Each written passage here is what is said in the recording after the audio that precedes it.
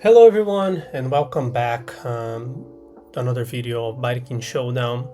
I'm going to talk about more about the game. Today I'm going to cover attributes and mechanics of the game. I think it's good for the game to have this disclosed, like for everyone to understand how the game works, like the mechanics and calculations, all of that, so they can better prepare for their matches. So for attributes, we have level, health points, attack, defense, agility, and mind. So level, I didn't find a way to input level into the game, like what level will do. I'm still thinking about it, but the others are very clear, very straightforward. So health points is the amount of damage you can take. Attack is your modifier for damage. Defense is your modifier for blocking. Agility and mind are two status that's going to trigger critical effects. So we're going to cover those. So attack and defense determine the raw power of every move.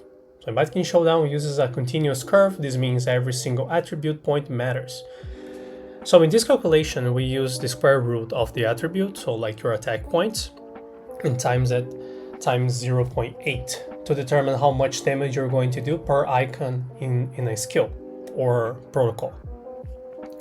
So we're using this formula here because every single point that you point in attack is going to take into consideration to the calculation, so we don't deal with tiers for attack.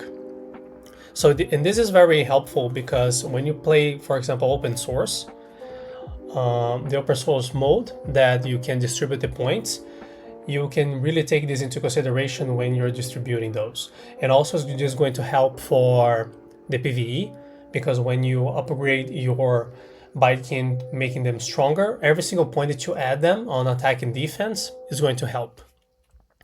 So the same applies for defense, and defense we have a little bit more here. So for defense is the same calculation for blocking. So each defense point is going to take into a calculation to determine times that blocked icon. So you add the more defense you have, the more you're blocking, but also it has mitigation. So what's going to happen is that, let's say that your opponent attacks you with fire and you don't block fire, so you don't take the full damage. Your defense stats is also taken into consideration for a passive blocking, so you can reduce the damage with more defense you have. So this is also very helpful for you to have high defense, because not only is going to benefit from blocking, for active blocking, but also you have this passive mitigation of damage. So here's a simple calculation for attack. So you have the formula of multiplier is the square root of attribute times 0.8.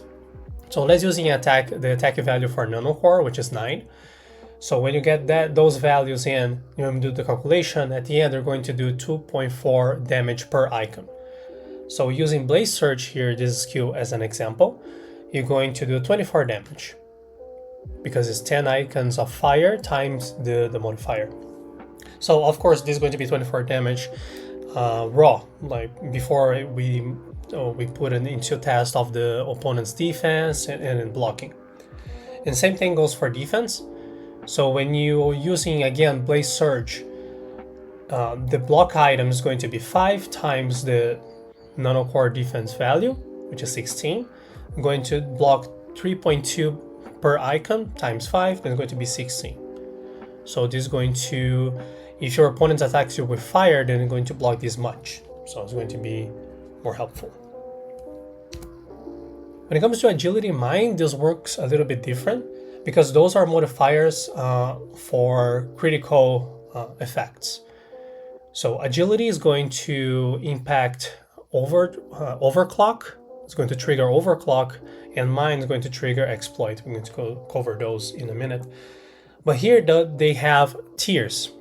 So as you reach a certain tier, you're going to, when you make a move, we're going to compare the tier that you have against the tier of your opponent. So we have here the calculation, the formula for critical effects. So you have the chance of 5% base plus your tier times 2 minus the enemy tier times 1. So here's an example. So if player 1 has 50 agility, tier 5, and player 2 has 10 agility, tier 2. When you do the calculation, you're going to put one against the other. The player 2 has a chance of crit of 13%, and the player 2 is going to have 4%. So not only having high of these stats, like high agility, high mind, is going to help you to trigger this critical effect more, but also if you have way more than your opponent, then you're going to reduce their chances of critical effect and increase yours. Because when you're going to check those, both players are taken into consideration.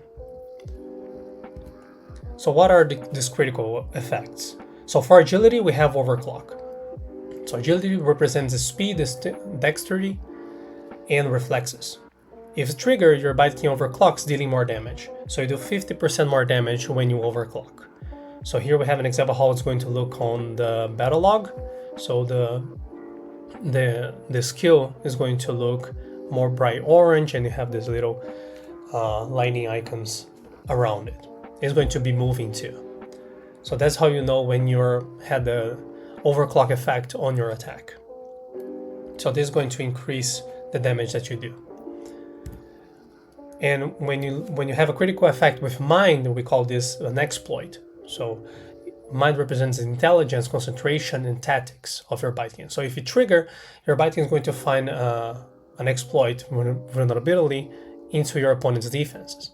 So it's going to half the defense of your opponent for that turn. So different stats, different critical effects. So when you check your opponent and you see that they're in the combat log, you see that they have this purple effect here, and they have the little broken shield too. That's going to show you that you triggered the exploit and you're dealing more damage too.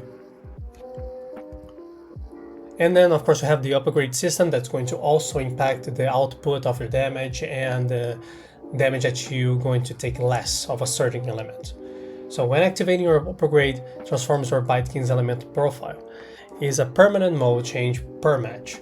Upgrades have a modifier of 30% that applies to all effects.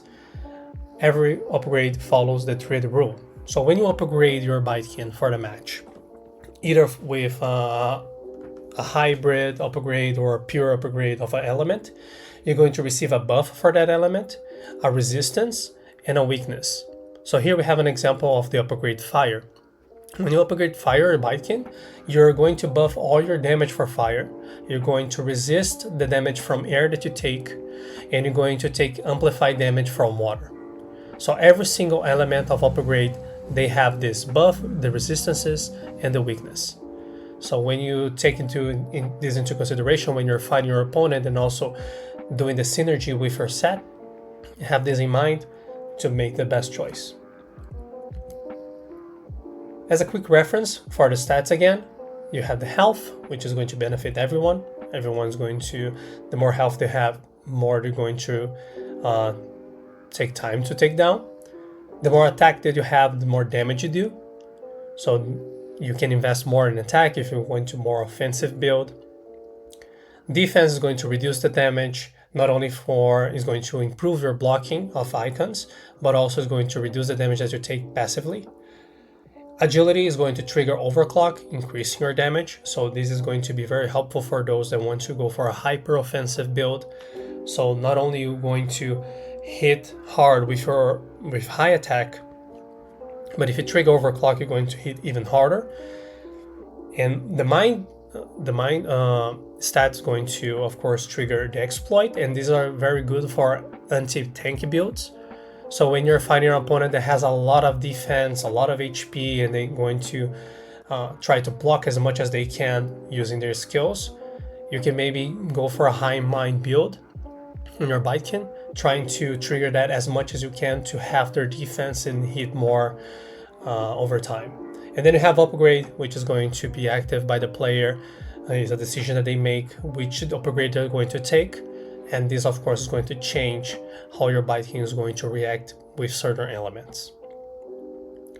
I'm still finding a way to put level into this. Maybe it's going to impact the combat itself, it's going to impact other aspects of the game.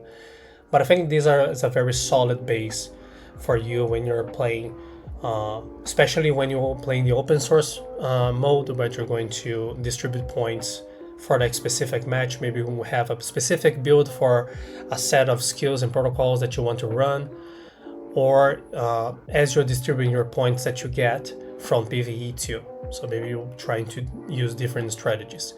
So I think that the idea here is to allow the player to express themselves through their builds. If they want to go hyper offensive, if they want to trigger critical effects as much as they can, if they want to go high defense and wear down their opponents. And also this combined with the protocols and the skills and the upgrades, I think that it creates a very unique way that each player can play. Thank you for watching. Hope to do more videos soon. I think this format works pretty great, and I see you next time. Bye bye.